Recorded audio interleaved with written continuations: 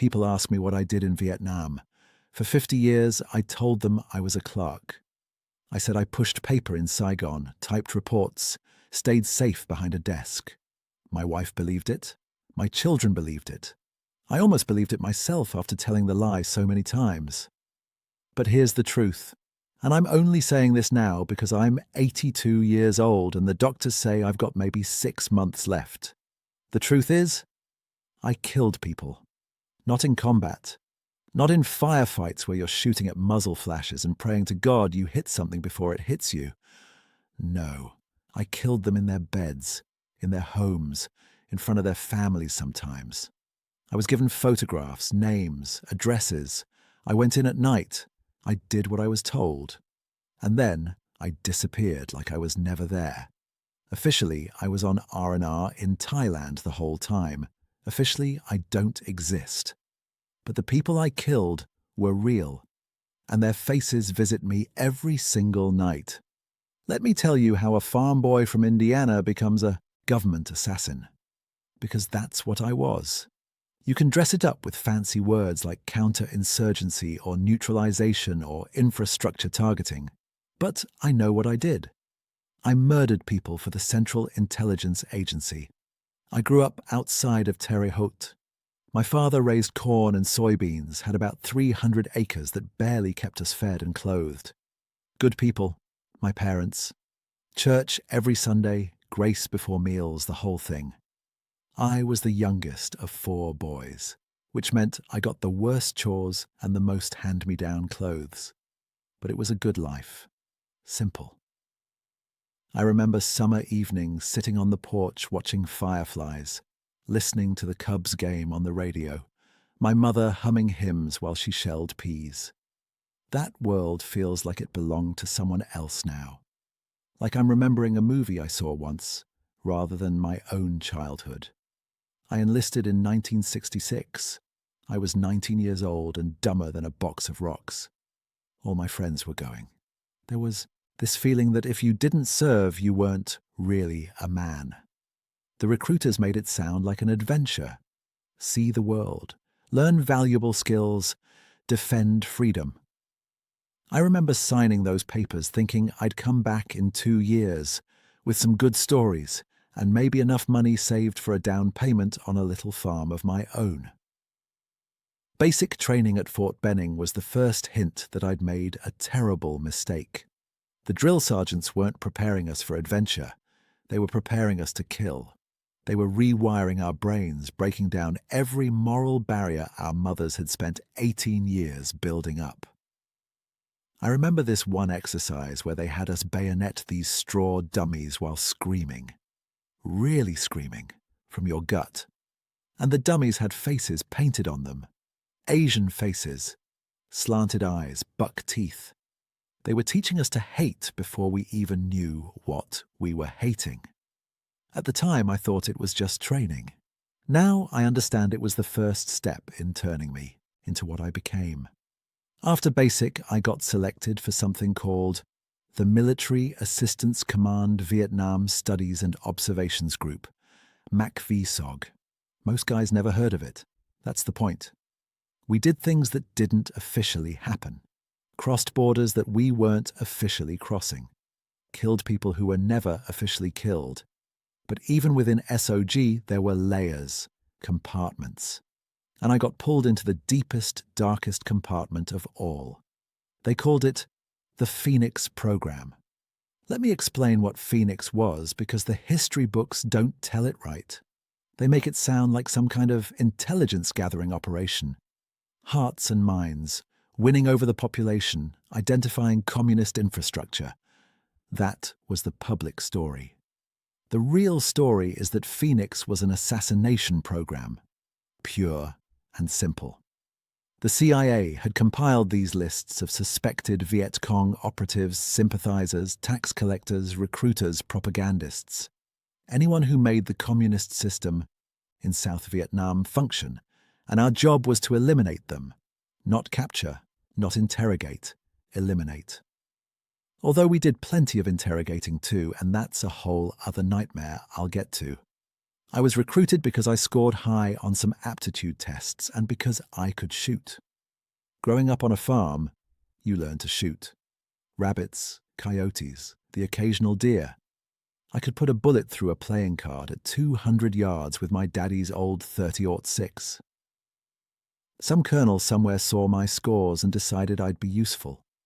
They sent me to a special training facility. I can't tell you where because honestly I'm not sure I ever knew. They flew us in with blackout curtains on the windows. It was somewhere hot and dry, maybe Arizona, maybe New Mexico. There were maybe 30 of us, all young, all fit, all stupid enough to volunteer. For 6 months they trained us in things that the regular army never taught. Lockpicking, silent movement, knife work, garrotes. How to kill a man with your bare hands in 7 different ways. How to set up an ambush. How to enter a building and clear it room by room without making a sound. But the hardest training wasn't physical. It was psychological. They had to teach us to kill without hesitation, to override that deep human instinct that tells you taking a life is wrong. They did it through repetition, through desensitization, through what I now recognize as classic brainwashing techniques. They showed us films of atrocities supposedly committed by the Viet Cong. They told us we were protecting innocent villagers from communist terror. They made us feel like we were the good guys, like what we were about to do was righteous. Some of the guys bought into it completely. Others, like me, had doubts but pushed them down deep, because what else could we do? We were in too deep to back out.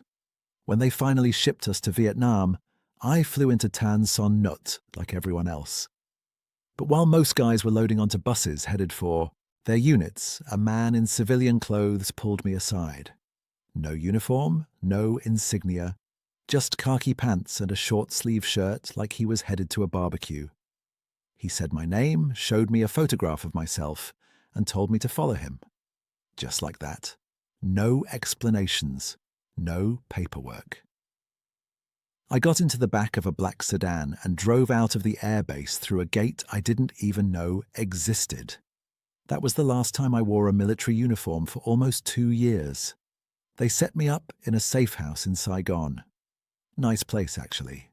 French colonial villa with ceiling fans and a courtyard with a little fountain. There were 5 of us living there, all agency assets, none of us using our real names.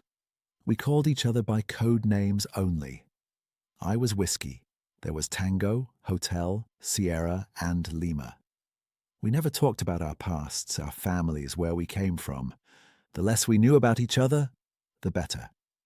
That way, if one of us got captured, he couldn't give up the others. Not that capture was really an option. We all understood that if things went bad, we were supposed to eat a bullet before letting the enemy take us alive. The missions came through a courier. Little Vietnamese man couldn't have been more than 5 feet tall, always smiling, always bringing us fresh fruit along with the kill orders. I never learned his real name either. We called him the mailman. He'd show up at random intervals, sometimes twice a week, sometimes not for a month. He'd hand over a manila envelope and disappear. Inside would be a photograph, a name, a location, and a deadline. Sometimes there were additional details, guard rotations, sleeping habits, family members, sometimes just the basics. My first target was a school teacher in a village about 40 kilometers northwest of Saigon. According to the file, he was a Viet Cong tax collector. He taught children during the day and gathered rice and money for the communist cause at night. He had a wife and 2 daughters. The file said he was responsible for the deaths of at least 3 South Vietnamese government officials who had refused to pay. I didn't ask how they knew this. I didn't ask for proof. That wasn't my job. My job was to make him disappear. Tango went with me on that first one. Veteran of maybe 20 missions, cool as ice water, the kind of guy who could slit a throat and then sit down for a sandwich without washing his hands first. I was terrified, though I tried not to show it. We dressed like local farmers, loose black pajamas and conical hats, faces darkened with charcoal. We carried suppressed pistols, Swedish K submachine guns broken down in rice baskets, knives strapped to our ankles. We moved through the countryside at night. No vehicles, too noisy, too conspicuous. Just us and the jungle and the endless buzzing of insects and the distant thump of artillery somewhere to the north. Vietnam at night was something else entirely. The darkness was absolute.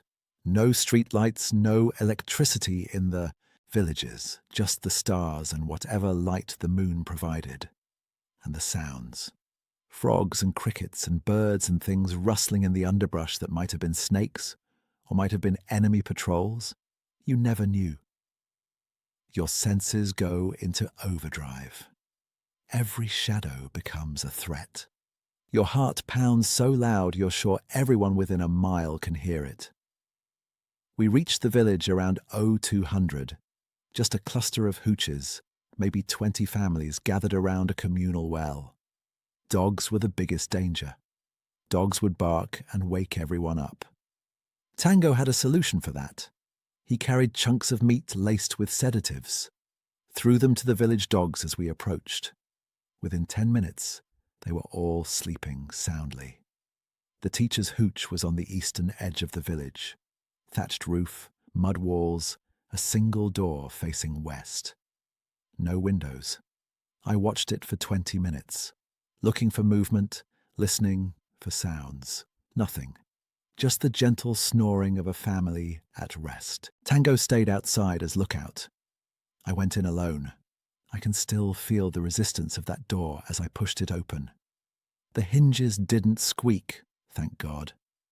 Inside it was even darker than outside, if that was possible. The air was thick and hot and smelled like cooking smoke and sweat and something else. Something sweet, maybe flowers. I stood perfectly still, letting my eyes adjust, controlling my breathing, listening. There were 3 sleeping mats on the floor. The teacher was on the far right, his wife in the middle, and the 2 girls curled up together on the left. The girls couldn't have been more than 6 or 7 years old. I could see their small shapes rising and falling with each breath. The file said to make it look like a robbery gone wrong. Take anything valuable, mess up the place a bit, leave the body with signs of violence.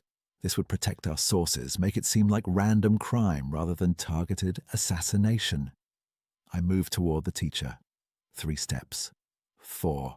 Each one feeling like it took an hour.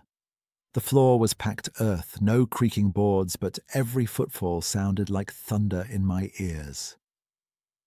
I was close enough to smell him now.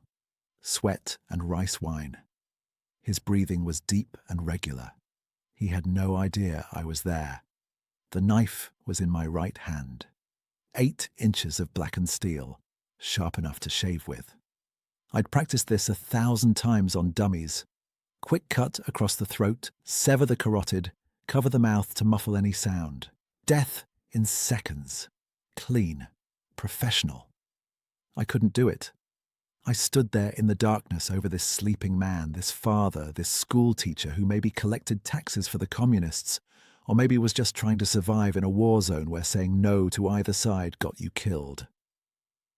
I stood there with my knife raised and my hand shaking, and something inside me screaming that this was wrong, that this wasn't what soldiers did, that I had been lied to about everything. Tango must have sensed something, because he came in behind me without a sound.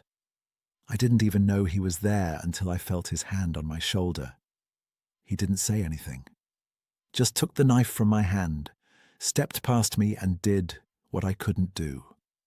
I heard it, the wet sound, the choked gasp, the thrashing that lasted maybe 5 seconds before it stopped. The wife woke up. I saw her sit up in the darkness, confused, reaching for her husband, and then I saw Tango's arm come down again. She made a sound, just one, like a surprised breath. And then she was quiet too. The girls never woke up, Tango left them sleeping. He grabbed my arm and pulled me out of that hooch, and we disappeared into the jungle and didn't stop moving until dawn. I vomited 3 times during that march back. Tango didn't say anything. When we reached the safe house, he reported the mission as a success, noted that I had needed assistance, and recommended additional training. That was it. No debriefing about my mental state, no counseling. Just a notation in some file that whiskey had frozen on his first kill and needed seasoning. The next week, I was sent out again. Different target, different village, same job. This time, I didn't freeze. I don't know what changed. Maybe something in me just died. Maybe I crossed a line that you can't come back from. I went in alone and I killed a man who was sleeping next to his pregnant wife. And I got out without being seen, and I didn't vomit afterward. I didn't feel anything at all. That's the thing they don't tell you about killing. The first one is hard. The second one is easier. And somewhere around the 5th or 6th, you stop counting, and it just becomes work. You detach from it completely. The targets stop being people and become objectives. You stop seeing faces and start seeing shapes.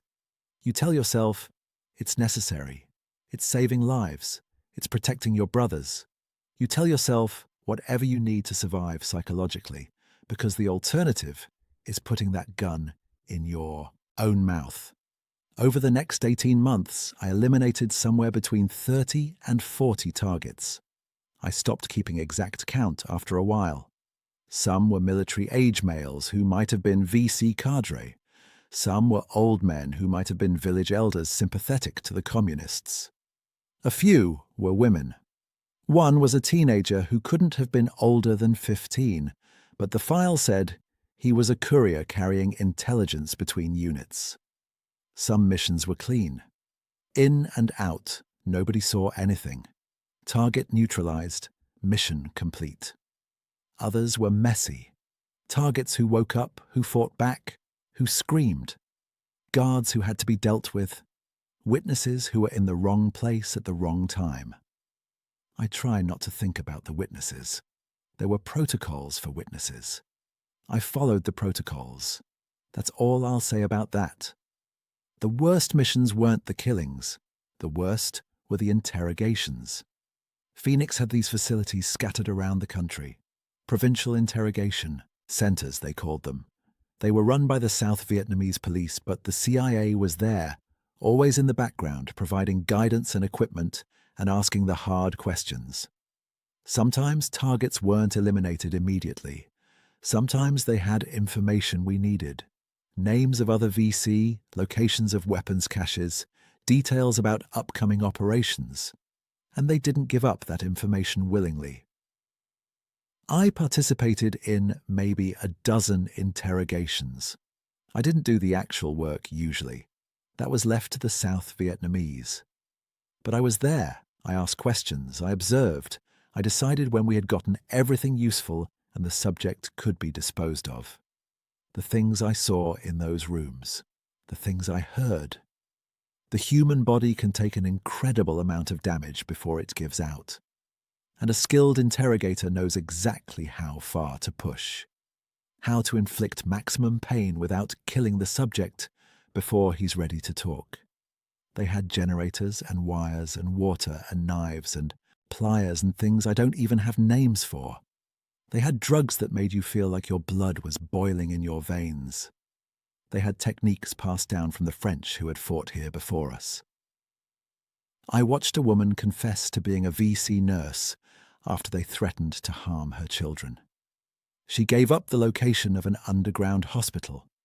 We raided it 2 nights later and killed everyone inside. I still wonder if she told the truth or just said whatever she thought would save her family.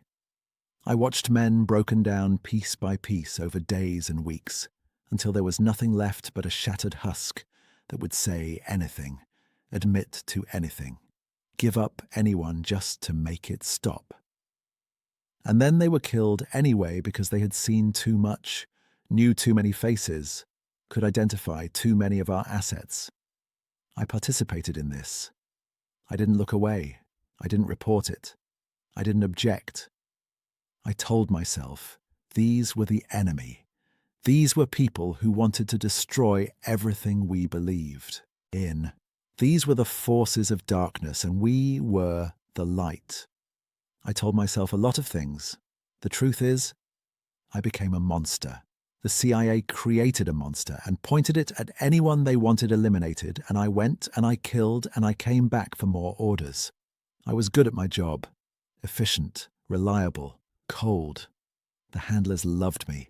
They started giving me the harder targets, the ones in the cities, the ones with security, the ones that required real craft to get close to. I killed a district chief in Can Tho who was supposedly providing intelligence to the VC. I got into his house by pretending to be a water delivery man. He died in his bathtub. I killed a Buddhist monk who the file said was using his pagoda as a communist meeting place. I posed as a devotee, attended the morning prayers, and slit his throat in his own meditation chamber while he was achieving enlightenment or whatever it is monks do. I killed a doctor at a hospital in Bien Hoa. They said he was patching up VC wounded and returning them to the fight. Maybe he was. Maybe he was just a doctor who believed in treating anyone who came through his doors. Either way, I put 2 bullets in his chest from across the street while he was having his morning coffee on his balcony. Not all the targets were Vietnamese. Some were Americans. I don't want to go into detail about those because even now, even with nothing left to lose, some things are too dangerous to talk about. But I'll say this. There were American citizens in Vietnam who were working against their own country. Journalists who were passing information. Aid workers who were communist sympathizers. Maybe some military personnel too. And some of them ended up on lists that ended up in manila envelopes that ended up in my hands. And they ended up dead. And the deaths were ruled accidents or attributed to enemy action or just never explained at all. You want to know the psychological toll of this? Let me try to explain. After about 6 months in country, I stopped dreaming. Completely. I would close my eyes at night and it was just blackness until morning. No images, no stories, nothing, just void. I thought this was a blessing at the time. Now I know it was my brain protecting itself, shutting down some essential function because it couldn't process what I was doing. I stopped tasting food. Everything was ash in my mouth. I ate because I needed fuel to function, but there was no pleasure in it. The other guys at the safe house would get excited when packages came from home with cookies or chocolate or whatever. I would eat a chocolate bar and feel nothing. It was like eating cardboard. I stopped feeling fear, which sounds like an advantage in my line of work, right? But fear is there for a reason. Fear keeps you alive. Fear tells you when something is wrong. Without fear, I started taking stupid risks. Going into situations without proper reconnaissance, engaging targets who should have been surveilled for days more. I was getting sloppy because I didn't care anymore whether I lived or died. The only thing I still felt was anger, a deep, burning rage that had no specific target. I was angry at the Vietnamese for making us fight this war. I was angry at the politicians for sending us here. I was angry at the hippies back home for not understanding. I was angry at the agency for using me. I was angry at myself for letting them. The anger was the only thing that felt real. Everything else was numb. There was a woman in Saigon, a bar girl named Mai. She was probably working for 3 different intelligence services. That's just how it was there. Everyone was someone's asset. But she was kind to me. She would sit with me for hours not talking, just sitting, her hand on mine. She never asked what I did. She never probed for information. I think she understood in the way that only people who have lived through horror can understand, that some things are beyond words. I loved her, in whatever way I was still capable of love. I thought about getting her out, taking her back to the States somehow, starting fresh. But how do you start fresh when you've done what I've done? How do you build a life with someone when every time they look at you, you're wondering if they'd still love you if they knew the truth? I left her when my tour ended. Didn't say goodbye. Just disappeared one night the same way I had disappeared into 100 villages to do 100 terrible things. I heard later that she died in the fall of Saigon. I don't know if that's true. Part of me hopes she got out. Part of me thinks it's better that she didn't. The last mission I did for Phoenix was in early 1970. By then, the program was falling apart. Journalists were starting to ask questions. Congress was sniffing around. The agency was covering its tracks, burning files, transferring personnel, making sure nothing could be traced back. They sent me to eliminate a source who had become a liability. Not a VC, not an enemy combatant, an American. A guy who had worked with us, processed intelligence, knew about the interrogation centers and the kill lists and the whole ugly machine. He was threatening to go public, threatening to tell the newspapers everything. I found him in a hotel in Bangkok. He was drinking himself to death already. Wouldn't have lasted another year anyway. He recognized me when I walked in. His face went through about 10 emotions in 2 seconds. Surprise, fear, resignation, maybe even relief. He asked me if I ever dreamed about them, the targets, the faces. I told him I didn't dream at all anymore. He said, "Lucky you." I made it quick. 1 shot to the temple. I positioned the gun in his hand, left a note that I'd forged in his handwriting. Suicide. Guilt over the things he'd done. No investigation, no questions. I flew back to the States the next week. The agency gave me a medal, classified top secret that I wasn't allowed to show anyone or even acknowledge existed. They gave me a disability rating for a back injury that never happened and a pension that would last the rest of my life. They gave me a new identity, complete with backstory, references, a whole fictional past that I was supposed to memorize and live inside forever. And then they told me to forget. Forget Phoenix, forget the targets, forget the interrogation centers. Forget I ever existed, get married, have kids, mow my lawn on Saturdays, go to church on Sundays, pretend to be normal, and never, ever talk about what happened. Not to anyone. Not ever. I tried. For 50 years I tried. I met my wife at a church social in Indianapolis. Sweet woman, kind, never asked too many questions about my time in the service. I told her the Clark story and she believed it. We had 2 children. Bought a house. I got a job selling insurance, if you can believe that. Spent 30 years convincing people to prepare for worst-case scenarios when I knew firsthand what worst-case scenarios really looked like. On the outside, I was normal, model citizen, good father, faithful husband, regular at the VFW, though I never talked about combat because supposedly I hadn't seen any. On the inside, I was falling apart. The numbness started to fade in my 40s, and what replaced it was worse. The dreams came back, only now they weren't dreams. They were replays. Every mission, every target, every face.